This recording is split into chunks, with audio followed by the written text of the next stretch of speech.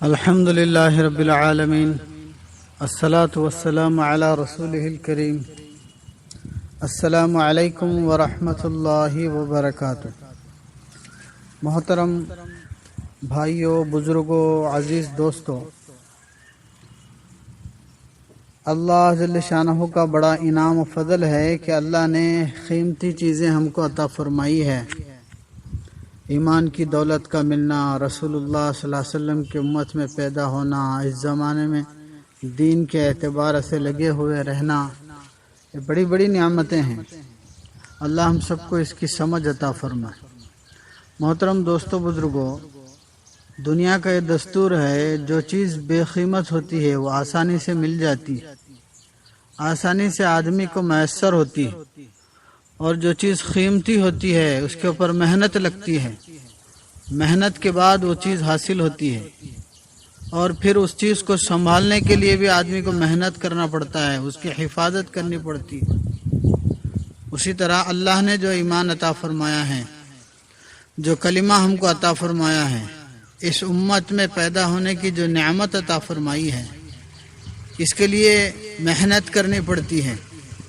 ایمان کا مل جانا اور اس کے ساتھ اس کے حاصل کرنے والی محنت میں لگ جانا، یہ بہت بڑی نعمت ہے، لیکن اس کو سنبھالتے رہنا ہے، استقامت کے ساتھ اس محنت کے اوپر چلتے رہنا ہے، تو پھر یہ قیمتی چیز کی حفاظت ہوگی، اور یہ قیمتی چیز مرنے تک ہمارے ساتھ رہے گی، مرتے وقت بھی یہ چیز ہمارے ساتھ آئے گی۔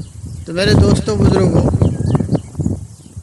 اسی کے لیے آدمی کو اپنی نظر ادھر ادھر بھٹکنے نہیں دینا ہے۔ آدمی اپنے مقصد کے اوپر نظر رکھتا ہے تو پھر آخر تک وہ کامیاب ہوتا رہتا ہے۔ جب آدمی کا مقصد بھٹک جاتا ہے، جیسے بڑے مثال دیتے ہیں کہ پانی کے اوپر ایک تنکا بہہ رہا ہے، ایک کاغذ کا ٹکڑا، ایک پتا پانی کے اوپر بہہ رہا ہے، اس کا کوئی مقصد نہیں ہے، جدھر پانی ڈولتا جائے گا، جدھر پانی بہتا جائے گا، وہ تنکا ادھر کو چلے جائے گا، ایسے نہیں ہے، بلکہ اللہ نے مسلمان بنا کر رسول اللہ صلی اللہ علیہ وسلم کی امت میں پیدا فرما کر ایک مقصد دیا ہے، اور اس مقصد کو سامنے رکھ کے چلنا ہے۔ وہ مقصد کیا ہے؟ کہ جو ایمان اللہ نے ہم کو دیا ہے اس کی حفاظت کرتے ہوئے اس کی رضا کو حاصل کرنا، اس امت میں پیدا ہونے کے ناطے اس ایمان کو دوسروں تک پہنچانا، دوسروں کو ایمان کی دعوت دینا، اسلام کی دعوت دینا، یہ ہماری زندگی کا مقصد ہے، اور یہ ہماری زندگی ملنے کا تقاضا ہے۔ اس کو سامنے رکھ کے چلنا ہے، اور جب آدمی اس کے پیچھے لگتا ہے، جب قیمتی چیز آدمی اپنے گھر میں رکھتا ہے تو اس کے حفاظت کے لیے لگنا ہے، ورنہ چور اسے لے جائیں گے۔ اسی طرح اللہ نے جو ایمان دیا ہے، اللہ نے جو اس امت میں پیدا فرمایا ہے، اس کو حفاظت نہیں کریں گے تو اس کا چور شیطان ہمارے پیچھے لگا ہے۔ ایک تو دل میں قسم قسم کے وسوسے ڈالتا ہے، اور آدمی کو مایوس کرتا ہے، آدمی کو کمزور کرتا ہے، ارادوں کو توڑ دیتا ہے، عزائم کو کمزور کرتا ہے۔ اور ایک اس کے نفس کے تقاضے ہیں کہ آدمی کے جسم کے اندر خواہشات ہیں، نفسانی خواہشات ہیں، آدمی کے اندر اللہ پاک نے ان ساری چیزوں کو رکھا ہے۔ اللہ پاک نے اطراف میں اس کے ضروریات اور اس کے ماحول کو ایسا آزمائش کے لیے رکھا ہے، اس کے اندر سے اپنے مقصد کی طرف ہم کو چلتے جانا ہے۔ اسی لیے قرآن پاک کے اندر بیوی بچوں کو اور گھر کے ماحول کو بھی فتنہ بتایا ہے۔ مال اور اموال یہ سارے کے سارے فتنہ ہیں، یہ آزمائش کی چیزیں ہیں۔ ایک طرف سے مال کی محبت آدمی کو کھینچتی ہے، ایک طرف زمین جائیداد اور کاروبار تجارت کی محبت آدمی کو کھینچتی ہے، دنیا کے تقاضے آدمی کو دبوچتے ہیں، آگے بڑھنے نہیں دیتے، دین کے کاموں میں چلنے نہیں دیتے، نیک اعمال پر کھڑے ہونے نہیں دیتے۔ یہ نفسانی خواہشات اور آدمی کے اندر کی شہوت اور آدمی کے اندر کے تقاضے آدمی کو دبا دیتے ہیں، اور دوسرے طرف سے شیطان کے وسوسے آدمی کو پریشان کرتے ہیں۔ جیسے حضرت مولانا عمر صاحب پالنپوری رحمۃ اللہ علیہ سے کسی نے آ کر سوال کیا کہ حضرت، نماز میں کتنا بھی کوشش کروں وسوسے مجھے آتے ہی رہتے ہیں، میں کیا کروں کہ وسوسے نہ آئے؟ تو مولانا عمر صاحب پالن پوری رحمۃ اللہ علیہ نے فرمایا، دیکھو جب تم سڑک پر ہوتے ہو، راستے پر ہوتے ہو اور تم اپنی گاڑی میں ہو، اپنی جو ہے گاڑی چلا رہے ہو، تو سڑک کے اوپر چاروں طرف سے دوسرے گاڑیاں بھی آئیں گے، پیدل چلنے والے بھی ہوں گے، 2 پہیوں والی گاڑی پہ، 4 پہیوں والی گاڑی پہ، 2 ویلرز پہ، 4 ویلرز پہ، چاروں طرف سے ٹریفک ہی ٹریفک ہے، لیکن تم دوسرے گاڑیوں کی طرف، دوسرے لوگوں کی طرف تم دھیان نہیں دیتے۔ تمہارا مقصد، تمہارا راستہ جو ہے ایک طرف ہوتا ہے، تم جس منزل کو جانا چاہتے ہو اس منزل کو طرف دیکھتے ہوئے، تمہارے گاڑی کو صحیح سنبھالتے ہوئے تم چلتے ہو، اسی طرح چلتے رہو۔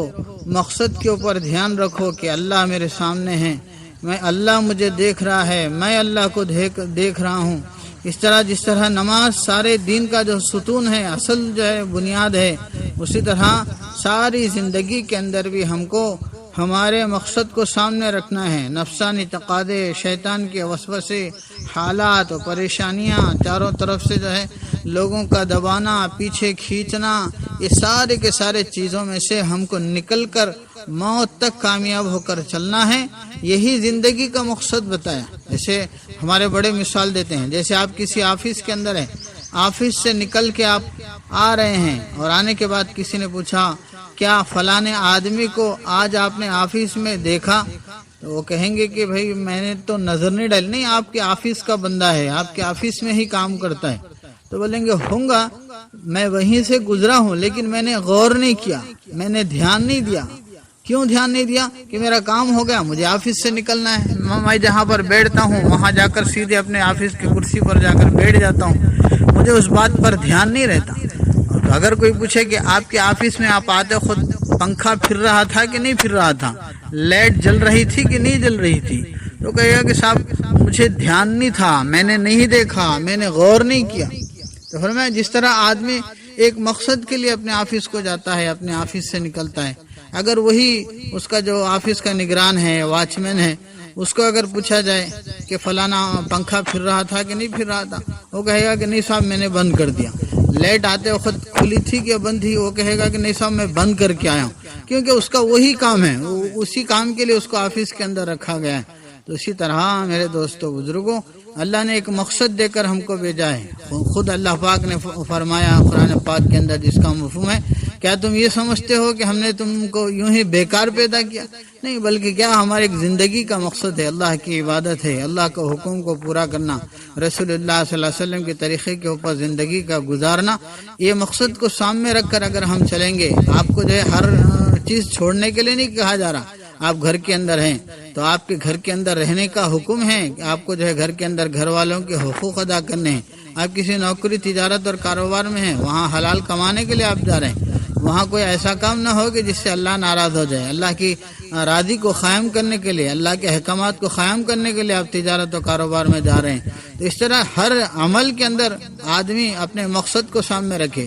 میں دکان کس لیے جا رہا ہوں، آدمی سوچے، نیت کرے کہ میں اس لیے جا رہا ہوں کہ اللہ نے جو ہے حلال کمانے کا حکم دیا ہے، میں حلال کماؤں گا، کسی کو دھوکہ نہیں دوں گا، جھوٹ نہیں بولوں گا، وہاں اللہ کی نافرمانی نہیں کروں گا، بلکہ اللہ کے حکم کو پورا کرنے کے لیے جا رہا ہوں۔ گھر آ رہے ہیں تو گھر کے آنے سے پہلے نیت کیا ہو کہ میں گھر آ رہا ہوں، کیا نیت ہے میری نیت یہ ہے کہ گھر والوں کے حقوق ادا کروں، میرے نفس کے حقوق کو ادا کروں، یہ سارے کے سارے اللہ کے احکامات پورے کرنے والا بنوں۔ گھر کے آنے کے وقت نہیں، مسجد کو جا رہے ہیں، کیا نیت ہے؟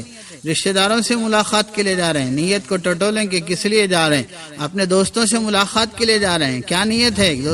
دوستوں کے حقوق ادا کرنا ہے، ان تک دین کی بات پہنچانا ہے، دل بہلانا ہے۔ یہ بھی جو ہے سنت ہے اللہ کے نبی صلی اللہ علیہ وسلم کی۔ اپنے سارے زندگی کے ہر عمل کو ٹٹولتے ہوئے اپنے مقصد کو سامنے رکھ کے چلنا ہے۔ دوستو، اللہ تبارک و تعالیٰ اس مقصد کو سامنے رکھ کے چلنے کے اوپر ہماری مدد فرمائیں گے۔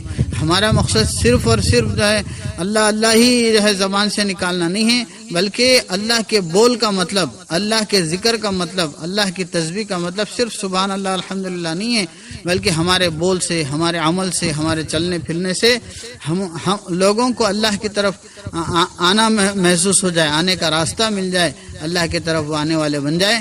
بس اللہ تبارک و تعالیٰ سے یہی دعا ہے، اللہ تعالیٰ ہم کو کہنے سننے سے زیادہ عمل کرنے کی توفیق عطا فرمائے۔ وآخر دعوانا عن الحمدللہ رب العالمین۔ السلام علیکم ورحمۃ اللہ وبرکاتہ۔